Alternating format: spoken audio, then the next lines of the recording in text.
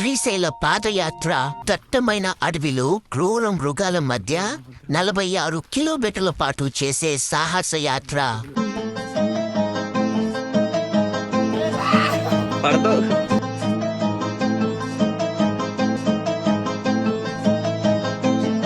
సంవత్సరంలో కేవలం 2 సార్లు మాత్రమే చేసే ఈ యాత్ర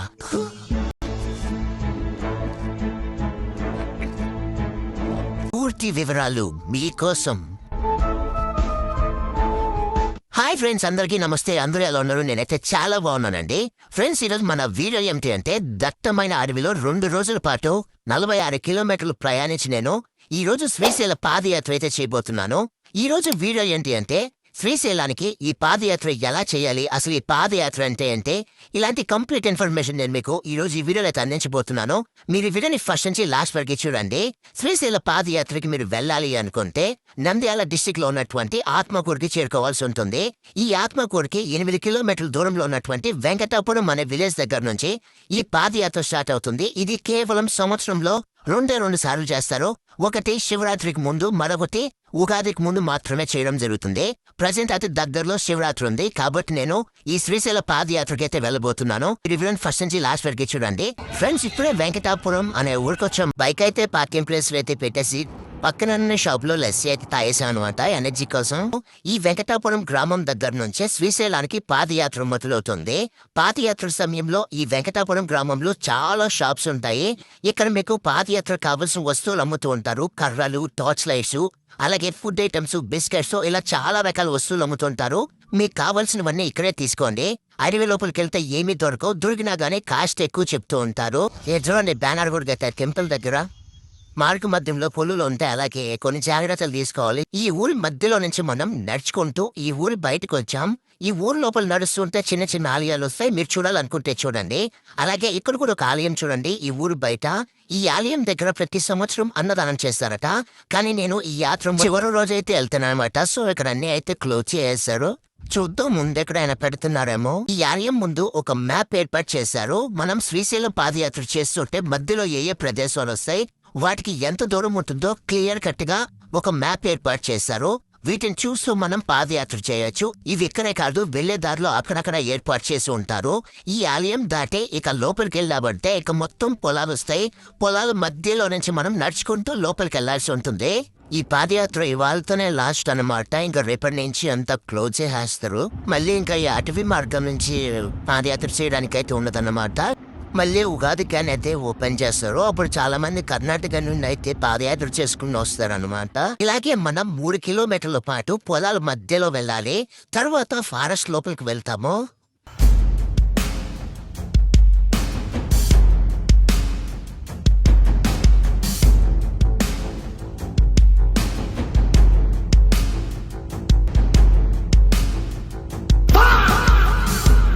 వరకు మనం 3 కిలోమీటర్లు నడిచాము. మనం ఇప్పుడు ఫారెస్ట్ ఎంట్రన్స్ దగ్గరికి చేరుకున్నాం. ఈ ఎంట్రన్స్ లో ఒక చిన్న చెక్ పోస్ట్ ఉంటుంది. మన దగ్గర ఉన్న ప్లాస్టిక్ వస్తువులు ఏమైనా ఉంటే తీసేసుకుంటారు. మనల్ని చెక్ చేసి లోపలికి పంపిస్తారు. చెక్ పోస్ట్ దగ్గర నుంచి ఫారెస్ట్ లోకి ఎంటర్ అయ్యాం. ఇదంతా ఫారెస్ట్ మేము నడుస్తున్నదంతా. చూడండి, వెళ్లే దారిలో అక్కడక్కడ చెత్త కుండీలు ఉంటాయి. మనం తీసుకునే వాటర్ బాటిల్స్ కానీ మనం ఏమన్నా చెత్త డస్ట్బిన్ లో వేయాల్సి ఉంటుంది. ఈ వెంకటాపురం నుంచి 6 కిలోమీటర్ నడుచుకొని ముందుకు వెళ్తే మనం ఆంజనేయ స్వామి గుడి వస్తుంది. ఫస్ట్ అక్కడికి రీచ్ అవుదాం, దాని తర్వాత మళ్ళీ నడవాలి. ఆంజనేయ స్వామి టెంపుల్ దగ్గరికి వచ్చాం.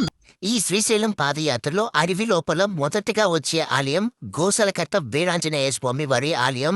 ఇక్కడ కనిపిస్తుంది కదా, ఇదే ఆలయం. ఆలయం లోపలికి వెళ్దాం. ఆలయం లోపలికి వెళ్ళాక స్వామివారు మనకు ఈ విధంగా దర్శనం ఇస్తారు. మీరు కూడా దర్శనం చేసుకోండి. మన చిన్న సబ్స్క్రైబర్ డైలీ వీడియోస్ చూస్తారంట. మారుతి రాఘవేంద్ర అంట. ఈ అబ్బాయి డైలీ మన వీడియోస్ చూస్తాడంట. వాళ్ళ డాడీ చెప్పాడు. ఆలయం దగ్గర నుంచి కొద్ది దూరం నడుచుకుని ముందుకు రాగానే అడవి మధ్యలో ఒక పెద్ద దర్గా కనిపించింది. శ్రీశైల పాదయాత్ర దారిలో ఈ దర్గా ఎందుకుందని ఫస్ట్ నేను ఆశ్చర్యపోయాను. దీనికి ఒక చిన్న చరిత్ర ఉంది. శ్రీశైల నవాబు గారు సేమ్ ఇదే ప్రదేశంలో తన ఉద్యోగులు నియమించి శ్రీశైల పాదయాత్రగా వెళ్లే భక్తుల దగ్గర పన్నులు లేదా సుంకాలు వసూలు చేసేవారట. అందుకే ఈ ప్రదేశంలో ఈ దర్గా నిర్మించారు. ఈ దర్గా నుంచి కొద్ది దూరం నడుచుకుని ముందుకు వెళ్తే అడవి మధ్యలో ఒక చిన్న విలేజ్ వస్తుంది. ఈ విలేజ్ లో గిరిజనులు చెంచులు నివసిస్తూ ఉంటారు. ఈ విలేజ్ చూడటానికి చాలా బాగుంటుంది. మనం ఒక 10 ఏళ్లు వెనక్కి వెళ్ళినట్టు అనిపిస్తుంది, అంత బాగుంటుంది. ఈ విలేజ్ లో అక్కడక్కడ కొన్ని చిన్న చిన్న షాప్స్ ఉంటాయి. మీకేమైనా కావాల్సి ఉంటే తీసుకోండి. అలాగే మనం వెళ్ళడానికి కర్రలు ఉంటాయి కదా, చేతి కర్రలు, అవి కూడా అమ్ముతూ ఉంటారు. మీరు కావాలంటే ఇక్కడ తీసుకొని వెళ్ళండి. ఈ విలేజ్ ముందు ఆంజనేయ స్వామి ఆలయాన్ని చూపించారు కదా, ఆ ఆలయం దగ్గర నుంచి నెక్స్ట్ మనం 9 కిలోమీటర్లు ఇలా ఫారెస్ట్ లోపలికి నడుచుకొని వెళ్తే నాదల్లూటి అనే ప్రదేశం వస్తుంది. అక్కడ వీరభద్రస్వామి ఆలయం వస్తుంది. నెక్స్ట్ మనం అక్కడికి చేరిపోతున్నాం. ఈ శ్రీశైల పాదయాత్రలో మనం అడవిలో వెళ్ళేటప్పుడు 15 కిలోమీటర్ల వరకు కూడా ఎటువంటి కొండలు ఉండవు. ఇలా స్ట్రైట్ గా అడవిలో నడుచుకుంటూ వెళ్లాల్సి ఉంటుంది. మనం వెంకటాపురం దగ్గర మొదలు పెడతాం. వెంకటాపురం దగ్గర నుంచి నాగలూటి వస్తుంది. నాగలూటిలో వీరభద్రస్వామి ఆలయం వస్తుంది. అక్కడ వరకు ఎటువంటి కొండలు రావు. ఇలా అడవి మధ్యలో స్ట్రైట్ గా నడుచుకుంటూ ఈజీగా వెళ్ళిపోవచ్చు. ఇక్కడ వెనక ముందు ఎవరు లేరు, మా ఫ్రెండ్స్ ఎక్కడో ఉన్నారు. మేమైతే స్పీడ్ గా అయితే వచ్చేసాం. మాకు ఈ నల్లమల్ల ఫారెస్ట్ లో అయితే ఎర్రచందనం ప్రే అయితే కనిపించింది. ఇటువంటి చెట్లు ఇక్కడ చాలా అయితే ఉన్నాయి. దీన్ని మనం రెడ్ గోల్డ్ అని కూడా పిలుస్తాం అన్నమాట. మేము శివరాత్రి ముందు రోజు వెళ్తున్నాం కాబట్టి ఇక్కడ దారిలో ఎవరు కనిపించట్లేదు. సో అడుగు మొత్తం ఖాళీగా ఉంది. ఒకవేళ మీరు కానీ పాదయాత్ర చేయాలనుకుంటే శివరాత్రికి ఒక 5 రోజుల ముందైతే వెళ్ళిపోండి. అప్పుడైతే చాలా మంది అయితే పాదయాత్రలో పాల్గొంటారనమాట. అడవి లోపల కొంత దూరం వెళ్ళిన తర్వాత ఒక చోటులో ఎక్కువగా పుట్టలున్నాయి. వెళ్తుంటే ఎక్కడ పెడితే అక్కడ ఇలాంటి పుట్టలు కనిపిస్తున్నాయి. ఎన్ని పుట్టలున్నాయో మీరు చూడండి. మేమైతే ఒక గంట అయితే పుట్ట దగ్గర అయితే వెయిట్ చేసాం. ఈ లోపైతే మా ఫ్రెండ్స్ అయితే వచ్చారు. మరి అక్కడి నుంచి అయితే పాదయాత్ర అయితే మళ్ళీ స్టార్ట్ చేశాను అనమాట. పాదయాత్ర సంవత్సరంలో కేవలం 2 సార్లు చేస్తారు. శివరాత్రి ముందు, అలాగే ఉగాది ముందు చేస్తారు. ఉగాది ముందు అయితే ఎక్కువగా కర్ణాటక నుంచి భక్తులు శ్రీశైలానికి పాదయాత్రగా ఈ దారిలో నడుచుకుంటూ వెళ్తారు. అడవి లోపల చాలా దూరం నడిచిన తర్వాత అడవి మధ్యలో ఒక వీరభద్రస్వామి ఆలయాన్ని చూశాను. ఈ ఆలయాన్ని చూడంగానే ఒకసారిగా షాక్ గురాను. ఇంత దట్టమైన అడవి లోపల ఇంత పెద్ద ఆలయాన్ని ఎలా నిర్మించారా అనేసి. ఈ ఆలయాన్ని కట్టడానికి కూడా ఎంతో పెద్ద పెద్ద బండరాలు ఉపయోగించారు. ఇవన్నీ ఎలా తీసుకొచ్చి నిర్మించారో ఒక్కసారి ఆలోచించండి. వాళ్ళకి ఎంత భక్తి లేకపోతే అడవి మధ్యలో ఇంత పెద్ద ఆలయాన్ని నిర్మిస్తారు. ఈ ఆలయం దగ్గర నుంచి కొద్దిగా ముందుకు వచ్చామంటే ఇక్కడ ఒక పెద్ద కోనేరు కనిపించింది. ఈ కోనేరు పక్కనే మరొక చిన్న కోనేరు ఉంటుంది. ఈ కోనేరులో వాటర్ చాలా స్వచ్ఛమైన వాటర్ ఉంటాయి. ఆ వాటర్ పట్టుకొని తాగుతూ ఉంటారు. వాటర్ టేస్ట్ మాత్రం నెక్స్ట్ లెవెల్లో ఉంటుంది. నేచురల్ వాటర్ చాలా బాగుంటాయి. నేను కూడా తీసుకొని తాగాను. నాగలూటు దగ్గర నుంచి కొన్ని మెట్లెక్కి కొండపైకి వెళ్లాల్సి ఉంటుంది. మెట్లు స్టార్టింగ్ దగ్గరే అమ్మవారి విగ్రహం ఉంటుంది. అమ్మవారికి దండం పెట్టుకుని మెట్లెక్కుదాం. ఈ మెట్లు కొన్ని మాత్రమే ఉంటాయి, కొంత దూరం మాత్రమే ఉంటుంది. చూడడానికి ఇవి మెట్లు లాగే ఉంటాయి, కానీ ఇవి మెట్లు కాదు, కొండరాలోనే తొలిచి ఇలా మెట్లులా ఏర్పాటు చేశారు. మనమున్న ఈ ప్రదేశం దగ్గర నుంచి నెక్స్ట్ మనం పెద్ద చెరువు అనే ప్రదేశానికి చేరుకోవాల్సి ఉంటుంది. ఆ పెద్ద చెరువుకు 10 కిలోమీటర్ల దూరం ఉంటుంది. ఇక్కడ కనిపిస్తున్న మెట్లు ఎక్కువ దూరం ఉండవు. కేవలం ఒక కొండ మాత్రమే పైకెక్కాల్సి ఉంటుంది. ఆ కొండ వరకు మెట్లు ఉంటాయి. దాదాపుగా 1 కిలోమీటర్ వరకు ఉంటాయి. దాని తర్వాత ఈజీగా మనం నడుచుకుంటూ వెళ్ళొచ్చు ఫారెస్ట్ లో.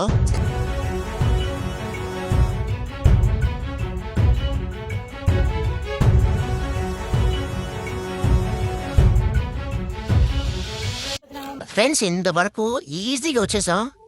ఇక్కడ నుంచి స్టార్ట్ అయ్యింది, స్టెప్స్ స్టార్ట్ అయ్యాయి. కొద్దిగా పైకి వెళ్ళకుండా గ్యాస్ వస్తుంది. అందరూ పడిపోయేసారండి. అక్కడ ఇక్కడ చూడండి ఎంతమంది కూర్చున్నారో. కొంచెం బ్రష్ చేసుకొని మళ్ళీ వెళ్దాం. ఫ్రెండ్స్, చాలా కష్టపడి కొద్దిగా పైకి వచ్చాను. ఇక్కడ నుంచి మెట్లెక్కి ఆగుతూ ఇక్కడ పెద్ద గోపురం కనిపించింది. ఇది కూడా కూలిపోయినట్టుంది. ఒక 2 ఫ్లోర్లే ఉన్నట్టుంది.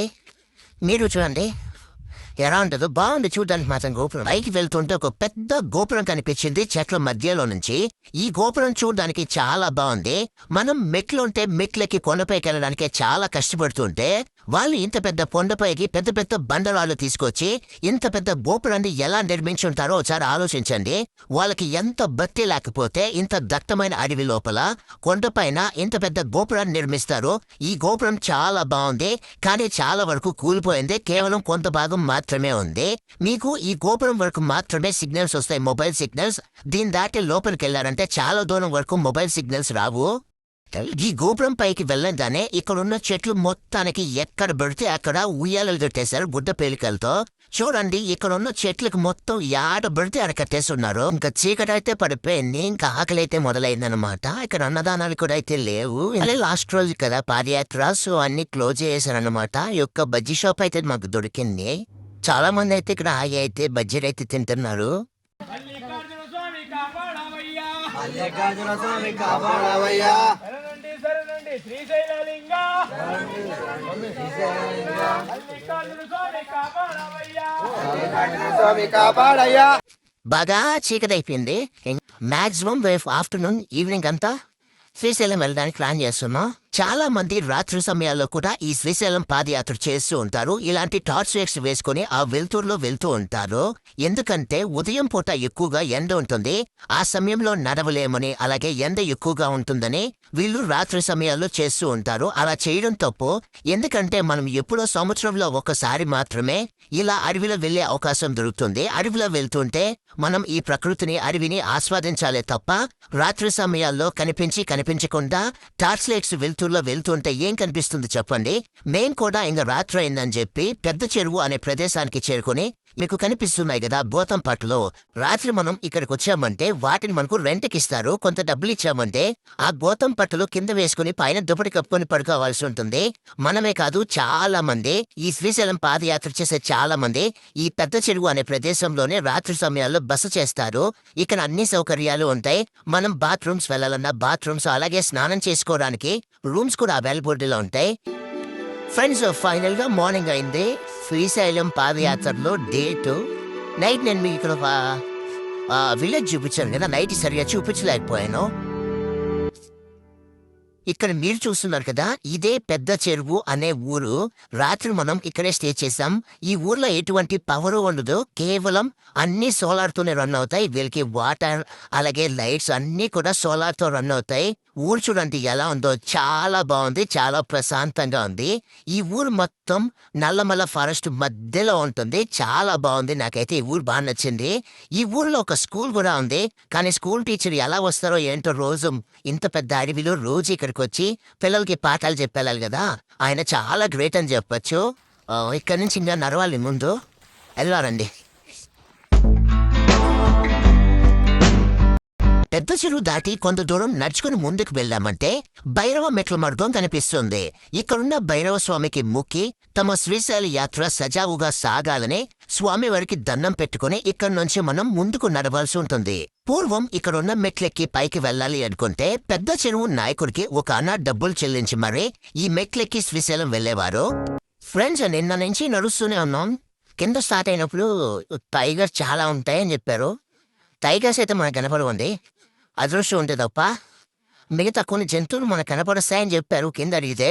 కోర్కెల కొండ నుంచి మనం కొంత దూరం ముందుకు వెళ్ళామంటే కత్తుల కోన అనే ప్రదేశానికి చేరుకుంటాము. ఈ కత్తుల కోన అని ఎందుకు పిలుస్తారంటే ఇక్కడ నేలపై బండరాళ్ళు చాలా పదునుగా ఉంటాయి, అందుకే దీనిని కత్తుల కోన అని పిలుస్తారు. చాలా మంది చెప్పులు వేసుకోకుండా ఈ పాదయాత్ర చేస్తూ ఉంటారు కదా, అలాంటి వాళ్ళు ఈ కత్తుల కోన దగ్గరికి వెళ్ళారంటే చాలా జాగ్రత్తగా నడవాలి. లేకుంటే ఇక్కడున్న బండరాళ్ళు చాలా పదునుగా ఉంటాయి, కాళ్ళు కోసుకుంటూ ఉంటాయి. మనం ఇక్కడ నుంచి ఇంకా ముందుకు వెళ్ళామంటే సీతమ్మ బావి అనే ప్రదేశానికి చేరుకుంటాం. ఇక్కడ మీరు చూడండి, చాలా మంది షాప్స్లలో బిందెలలో నీళ్లు తీసుకొచ్చి మనకు అమ్ముతున్నారు. ఆ నీటిని మొత్తం వాళ్ళు సీతమ్మ బావి నుంచి తీసుకొచ్చి మనకి ఇస్తూ ఉంటారు. ఇలా చాలా దూరం ఫారెస్ట్ లో బాగా నడిచి వచ్చిన తర్వాత భీమకోన అనే వ్యూ పాయింట్ వచ్చింది. ఇక్కడ కింద పెద్ద లోయండి, లోయలో వాటర్ కూడా ఉన్నాయి. ఒకసారి చూపిస్తాను చూడండి ఎలా ఉంటుందో. ఇప్పుడు మీరు చూసినది భీముని కొలను వ్యూ పాయింట్. కిందెక్కడో భీముని కొలను ఉంటుంది. ఇక్కడ నుంచి చూసామంటే శ్రీశైలంలో ఉన్నటువంటి పెద్ద పెద్ద కొండలు కనిపిస్తాయి. ఆ కొండల పైన వాన పడిందంటే ఆ వాటర్ మొత్తం కిందకు జారి కిందున్న కాలువ గుండా వెళ్తుంది. చూడ్డానికి చాలా బాగుంది కదా. మనం ఇక్కడ నుంచి ఇంకా ముందుకు వెళ్ళామంటే చుప్పుల కొండ అనే ప్రదేశం వస్తుంది. ఇక్కడ చాలా మంది ఈ పాదయాత్ర చేసే భక్తులు తమ చెప్పుల్ని ఇక్కడ ఉన్న ప్రదేశంలో వదిలేసి వెళ్తూ ఉంటారు. మీరు గమనించారంటే ఇక్కడ కొన్ని లక్షల చెప్పులు ఉంటాయి, అందరూ ఇక్కడ వదిలేసి వెళ్తూ ఉంటారు. ఇక్కడ నుంచి అసలు సిసలైన శ్రీశైల పాదయాత్ర స్టార్ట్ అవుతుంది. ఎందుకంటే మనం భీముని కొలంలోకి కిందకి దిగాల్సి ఉంటుంది. ఏటవాలుగా చాలా డేంజరస్ ప్లేస్ ఇది. ఈ శ్రీశైల పాదయాత్రలోనే అత్యంత కష్టమైన ప్రదేశం కూడా ఇది. మనం చాలా జాగ్రత్తగా చూసుకొని కిందకి దిగుతూ ఉండాలి, లేకుంటే మనం జారి కిందకి పడతాము. ఎలా ఉందో మీరు చూడండి. ఇది ఎట్లుందంటే కాలు కింద పడితే జారుతుంది, అందుకే చూపులు అక్కడ వదిలేస్తారు అనుకుంటా. చాలా జాగ్రత్తగా దిగాలి, లేదంటే జారి కింద పడతాం.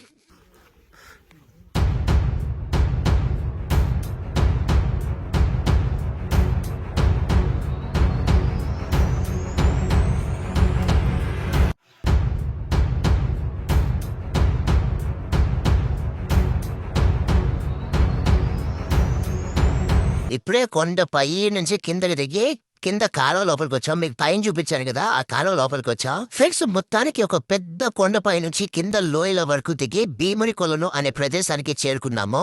ఈ ప్లేస్ కూడా మామూలుగా ఉండదు. చాలా మంది భక్తులు ఈ ప్రదేశంలో విశ్రాంతి తీసుకుంటూ ఉంటారు. కానీ నేను వచ్చిన సమయానికి మధ్యాహ్నం అయింది, అందుకే ఎవరు లేరు ఈ బండ పైన. ఇక్కడ మీరు చూసారంటే భీముని యొక్క విగ్రహాన్ని కూడా ఏర్పాటు చేశారు. ఇక్కడ ఒక కొలను ఉంటుంది, దీనినే భీమ కొలను అని పిలుస్తారు. భీముడు తన గదంతో కొట్టినప్పుడు ఏర్పడినటువంటి కొలనే ఈ భీమ కొలను అని చెప్తారు. ఇకండి నార్మల్ టైంలో ఇక్కడికి పెద్ద పులులు నీళ్లు తాగడానికి ఎక్కువగా వస్తూ ఉంటాయంట. మనం ఈ కొలను చూసిన తర్వాత ఇక్కడి నుంచి మరొక పెద్ద కొండని పైకెక్కాల్సి ఉంటుంది. ఇప్పుడు మనం ఎంత పెద్ద కొండ అయితే కిందకి దిగామో అంతకన్నా ఎత్తైన కొండని మనం కొండపైకి ఎక్కాల్సి ఉంటుంది. ఆ కొండపైకి ఎక్కామంటే మనం పైన శ్రీశైల ద్వారం దగ్గరికి చేరుకుంటాము.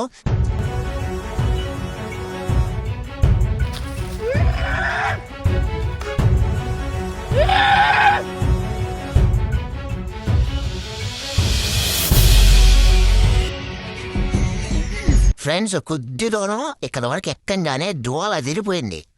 ఇంకా పైకి ఎక్కాలి. ఇదే మ్యాక్సిమం ఒక 1 or 2 hours పట్టేటట్టుంది. చాలా కష్టంగా ఉంది.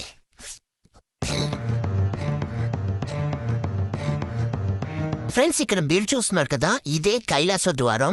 ఇక్కడ చాలా మంది ఈ కైలాస ద్వారం ముందు ఒక శివలింగం ఉంటుంది. ఈ శివలింగం నందీశ్వరుని ఇక్కడ దర్శనం చేసుకుని ఇక్కడ నుంచి ఈ ద్వారం దాటి లోపలికి వెళ్తారు. ఈ ద్వారం దాటి లోపలికి వెళ్తే ఇక్కడ చాలా షాప్స్ ఉంటాయి. మీకు ఏం కావాలన్నా ఇక్కడ తినచ్చు. అలాగే ఇక్కడే మెడికల్ క్యాంప్ ఉంది, ఫ్రీగా టాబ్లెట్స్ ఇస్తారు ఏమైనా ప్రాబ్లమ్స్ ఉంటాయి. శ్రీశైల ద్వారం దగ్గర నుంచి శ్రీశైలానికి ఇంకా 4 kilometers దూరం ఉంటుంది. ఇక ఈజీగా వెళ్ళొచ్చు, నార్మల్గా ఉంటుంది. కైలాస ద్వారం దగ్గర నుంచి కొద్దిగా ముందుకు వస్తే ఇక్కడ అన్నదానం చేస్తున్నారు. మధ్యాహ్నం ఇక్కడే ఫుడ్ తిన్నాం. ఫుడ్ చాలా బాగుంది. ఫ్రెండ్స్, ఆఫ్టర్నూన్ ఫుడ్ కూడా తినేసాం. ఇక్కడ అన్నదానం చూపించాను కదా, ఫుడ్ మాత్రం సూపర్గా ఉంది. ఆంజనేయ స్వామి విగ్రహం కనిపించింది. పడుకోనడం తక్కువ చోట్లలో చూసుకుంటాం మనం. ఆంజనేయ స్వామి నిలబెట్టే అంటారు, కానీ ఇక్కడ చూడండి పడుకోబెట్టి చేశారు. అది మట్టితో చేసినట్టున్నారు చూడండి, కలర్లు వేశారు. తర్వాత మనం లలితాదేవి పీఠం వద్దకు చేరుకుంటాం. ఇక్కడ లోపల మనం లలితాదేవి అమ్మవారిని మనం దర్శనం చేసుకోవచ్చు. మనం ఈ ఆలయాలన్నీ దర్శనం చేసుకున్నాక ఇక్కడ నుంచి బయలుదేరామంటే మరికొంత దూరం ఫారెస్ట్ లోపల నడుచుకుంటూ ముందుకు వెళ్లాల్సి ఉంటుంది. ఇలా నడుచుకుంటూ కొంత దూరం ముందుకు వెళ్ళామంటే ఘాట్ రోడ్ వస్తుంది. ఫైనల్ గా మనం 2 రోజుల తర్వాత అడవిలో నడుచుకుంటూ ఘాట్ రోడ్ వద్దకు చేరుకున్నాం.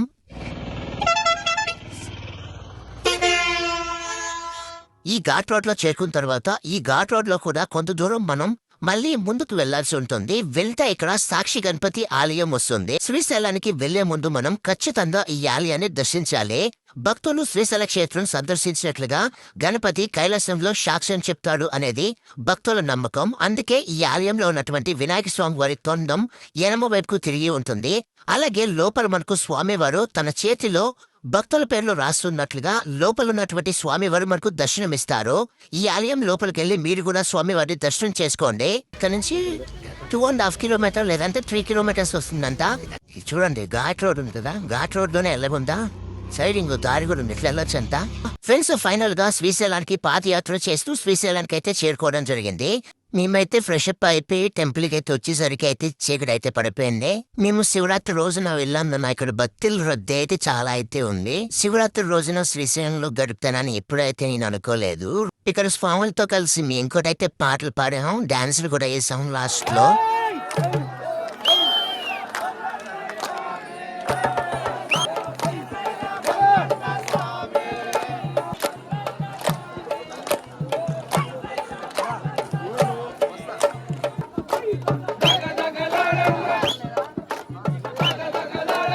స్వాములంతా 12 వరకు అయితే జాగారం అయితే చేశారు నైట్ అంతా. ఇవాళ శివరాత్రి కావడంతో స్వాములంతా వాళ్ళ మాలైతే తీసి స్వామికి తర్పిస్తున్నారు. 12 తర్వాత టెంపుల్ అయితే క్లోజ్ అయిపోయింది. ఇంకా మేము దర్శనం చేసుకోవడానికి అయితే అవ్వలేదు. కానీ ఏమాటగా మాటండి, శివరాత్రి రోజున మాత్రం శ్రీశైలంలో అయితే అదురుగొట్టేశారు. మన జగ్గు మావ అయితే విజిల్ చేసి డాన్సులు కూడా వేస్తున్నారు, చూడండి మీరే.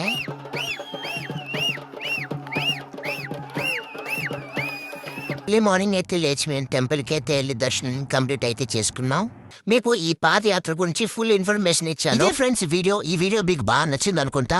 నెక్స్ట్ వీడియోతో మళ్ళీ కలుసుకుందాం. అంతవరకు బాయ్ బాయ్.